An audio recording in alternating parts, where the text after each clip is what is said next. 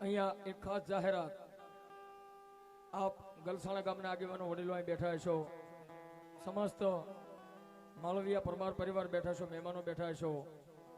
અહીંયા જે કાંઈ રકમ થાય, જે કાંઈ રૂપિયા થાય, એક રૂપિયાથી માટે ગમે એટલા રકમ થાય ભુવા દાદા ઉપર અથવા સ્ટેજ ઉપર, તો આમાંથી એક રૂપિયો કોઈ કલાકારને નથી લેવાનો, કોઈ રાવળદેવને નથી લેવાનો, કોઈ ઘરધણીને નથી લેવાનો. જે કાંઈ રૂપિયા થાય, જે કાંઈ રકમ થાય એ સાહેબ ગાયોના ગૌચર ઘાસ સારા માટે જવાના. સાહેબ વધાવો એકવાર તાળીથી જોરદાર વધાવો મારો બાપ. એટલે આપણે જ્યાં મોજ આવે, જ્યાં આનંદ આવે, જે ભગવતીને તમે માનતો હોય એના નામ માથે ફૂલ નહીં તો ફૂલની પાખડી. પણ સાહેબ એક ગાય માતાનું નામ પડ્યું છે ને, હવે આમાં આમ તો કોઈ બાકી ન રહેતો મારો બાબો. હા ભાઈ ભાઈ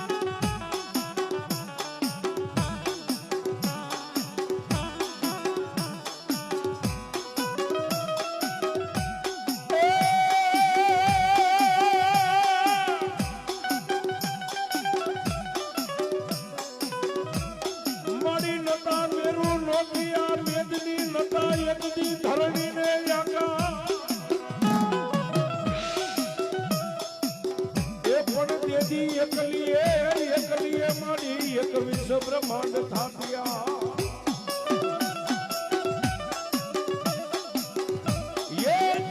નતા મારી આધી આ સગતી મારી કોઈ તારા દોહના દોના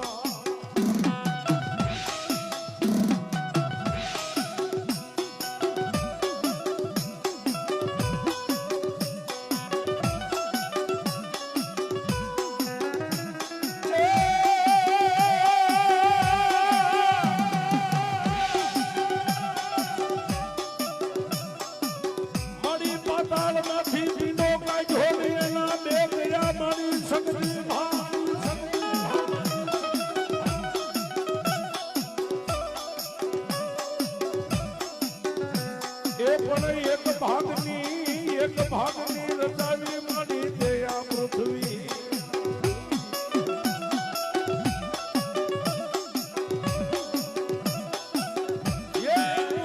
બીજો થાય મારી આથી આ શક્તિ છે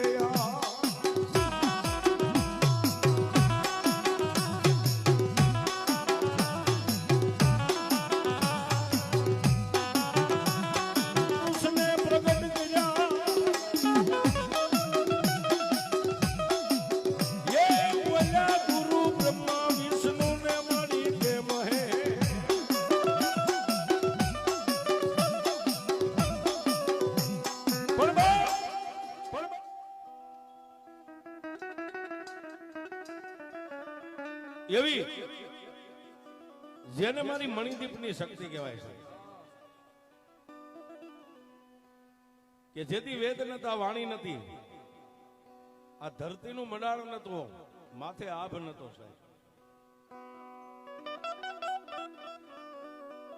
પણ તેથી મારી મણિદીપની આદ્ય શક્તિ મહામાયા આધિ અનાધિની ઈશ્વરી મહામાયા જળની માલિપા જેનો વાસ હતો સાહેબ.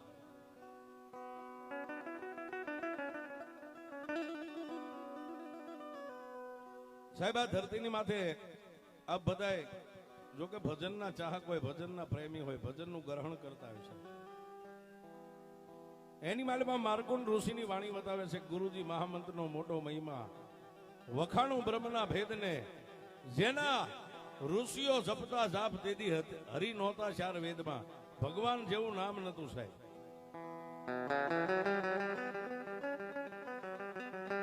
અને તેથી મારી મહામાયા, મારી આથી અનાદિની આથી નારાયણી જેને કહેવાય સાહેબ, જળની માલિપા, એક મણિદીપની માલિપા મારી ભગવતી નિંદ્રાને આધીન બની ગયેલા છે. અને આધિનારાયણ જેનો કોઈ આકાર નહીં, સાકાર નહીં, કોઈ વિકાર નહીં, તેજ તેજના ગોળારૂપી જળની માલિપા જળ મંથન કરે ધરતીનું ધોળું થાપવા માટે.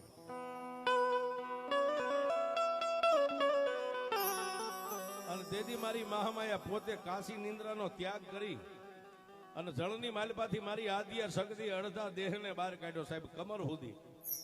આમ નજર કરી 50 કરોડની માલિપા જ્યાં જોવે ત્યાં જળ બંબેકાર પાણી ભરેલું છે.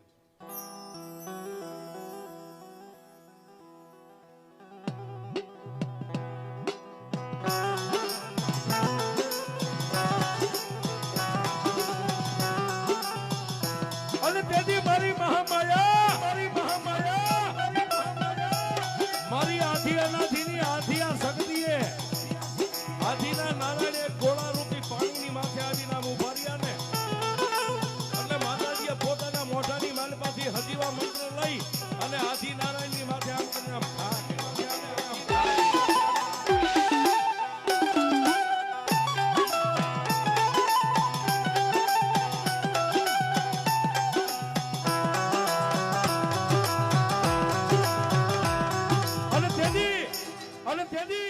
માતાજીએ પોતાના મોઢાની માલપાથી હજીવા મંત્રને બહાર કાઢીને હથેળીની માલપા લઈને આમ કરીને આમ આદિનારાયણની માથે ઘા કર્યો. આદિનારાયણની માથે હજીવા મંત્રનો સ્પર્શ થતા સાહેબ પોતાના ગોળા રૂપે જે આદિનારાયણ હતા એમાંથી એક શબ્દ પ્રગટ થયો કે હે મહામાયા, આપ કોણ છો? અને તેથી મારી મણિદીપની આદ્ય શક્તિ એટલું બોલ્યું કે આપ કોણ છો? કે હું આદિનારાયણ છું. તો જળની માલિપા મંથન શું કરો છો? દેવી દેવી, આ નગરનું જળ છે ને એની માથે થળ થાપવા માટે હું મહેનત કરું છું, પણ મારાથી કઈ થતું નથી.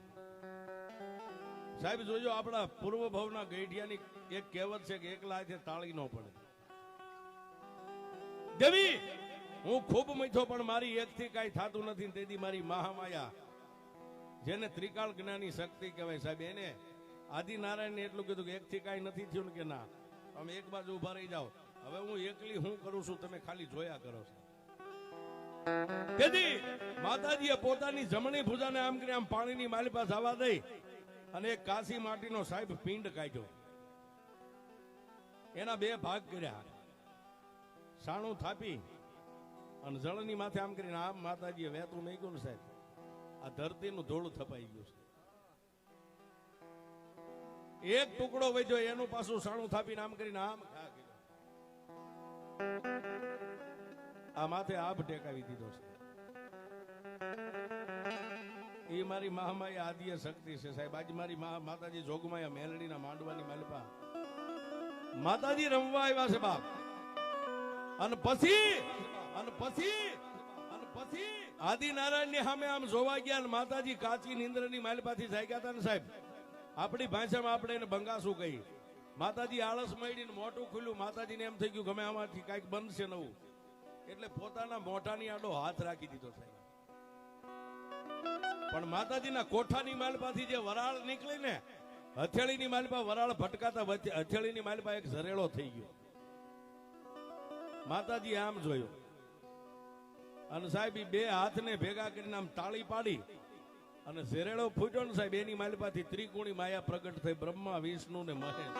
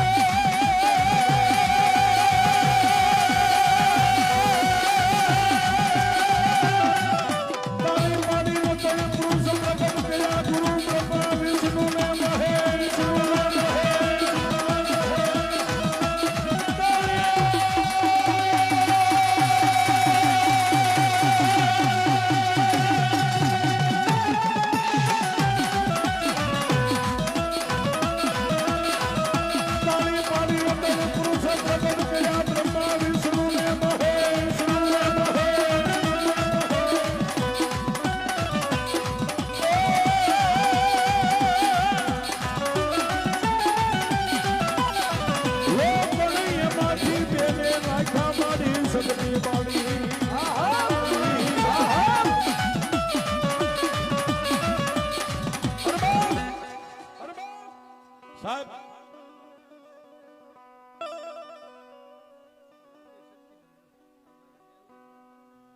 સાહેબ કોઈ નો કરે એવું મેલડી કરે. મારા એક ઘણા બધા યુટ્યુબ ના ભાગ છે સાહેબ. એમાં મેં હર હંમેશા કીધું છે કોઈ નો કરે એવું મેલડી કરે ને કોઈ નો આપે એવું મેલડી આપે છે. જો કે આજનો આનંદ છે અમારા સાજિંદાઓ બધા કે ભલે ગમે હાથ બાથ ભાંગી જાય બાકી ઢીલું નથી પડવું સાહેબ. અહીંથી દાંડી સટકીને ઉપર મેલડીએ સોટાડી દીધી. કોઈની માથે પડવા દઉં તો મેલડી નહીં છે સાહેબ. આ મેલડી કળિયુગમાં મેલડીને ક્યાંય ગોતવા ન જવું પડે સાહેબ. અને મેલડી ગોતે ન મળે, બજારમાં નથી પડી સાહેબ. બજારનું રમકડું નથી, પણ એક મારો ને તમારો વિશ્વાસ હોય ને, મેલડી કે આકાશમાં ઉડે પણ પડવા દઉં તો કોઈને વાગે ને સોટાડી દીધું સાહેબ. આ મેલડી છે.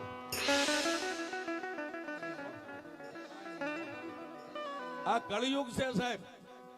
પછી માતાજી ભગવતી મોંગલ થી લઈ અને મેલડી હોય સાહેબ. દુનિયાની માલિપા કોઈ પણ માતાજી આપણા માથાનો તાજ છે સાહેબ. માતાજી કોઈ દુબળી નથી, પણ સાહેબ મારો ને તમારો વિશ્વાસ દુબળો હોય ને તો ઈ દેવ દુબળી છે, બાકી કોઈ દેવ દુબળી નથી સાહેબ.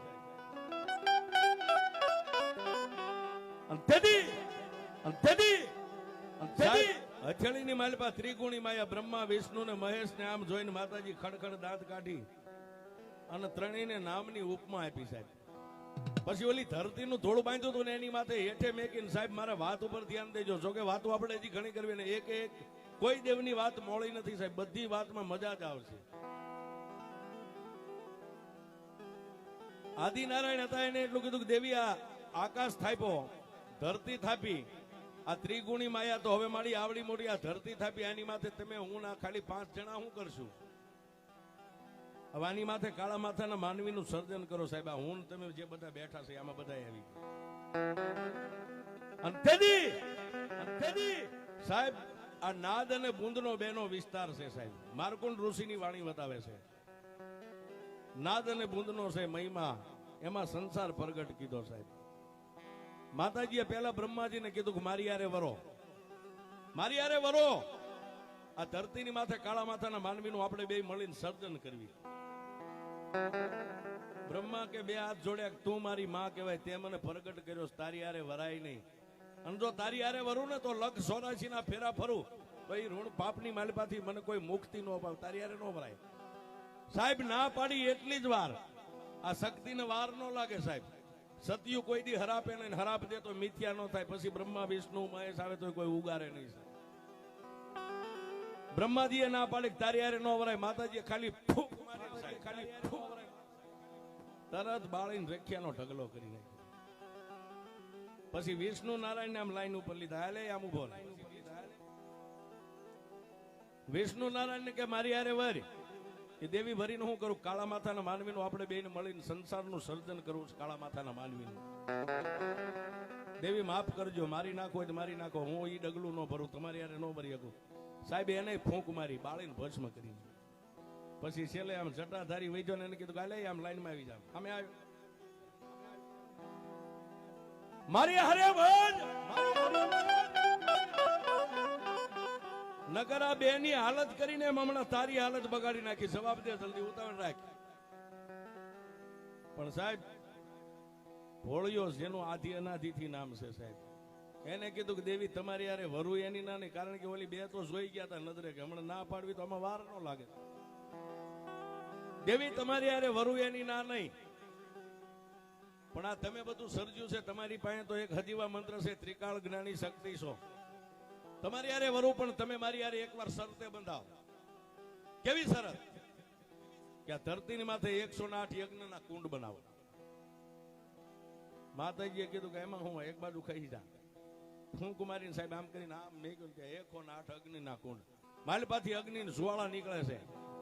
દેવી હવે આ તમારું મસ્તક રહ્યું ને, મસ્તક ઉતારીને મારા હાથમાં આપો, નકરું ધડ એક કુંડની માલપા પડો, અગ્નિ સ્નાન કરીને બહાર નીકળો એટલે ધડ મસ્તક હોતા પાછા હજીવન થઈને નીકળવું પડે.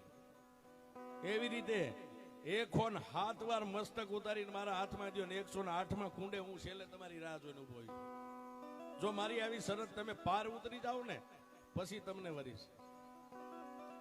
અને તેથી માતાજીએ એક પછી એક મસ્તક ઉતારતા ગયા, બાજુમાં મેકતા ગયા. સાહેબ 108 કુંડની માલપાથી અગ્નિ સ્નાન કરીને મહામાયા હજીવન થઈને જયારે બહાર નીકળ્યા ને સાહેબ, તેજ તેજ નો અંબારો અગ્નિની જુવાળાએ છૂટે.